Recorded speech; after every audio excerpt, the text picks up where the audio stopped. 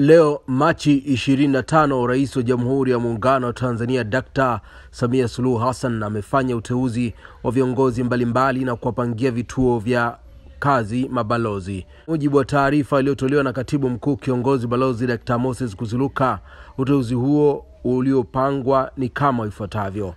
Amemteua Bi Rachel Steven Kasanda kuwa mkuu wa wilaya ya Masasi. Bi Kasanda anachukua nafasi ya Bwana Luteri John Cannon ambaye uteuzi wake umetenguliwa. Amemteua Profesa Ramadhani Kidegesho kuwa mwenyekiti wa wadhamini wa mfuko wa uhifadhi wa wanyamapori Tanzania. Amemteua CPA Ashraf Yusuf Abdukarim kuwa meneja mkuu wa shirika la masoko Kariakoo.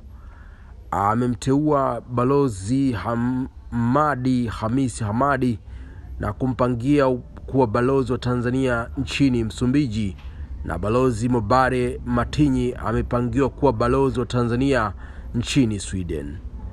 Taarifa kutoka Ikulu ndiyo imeleta ufafanuzi huo.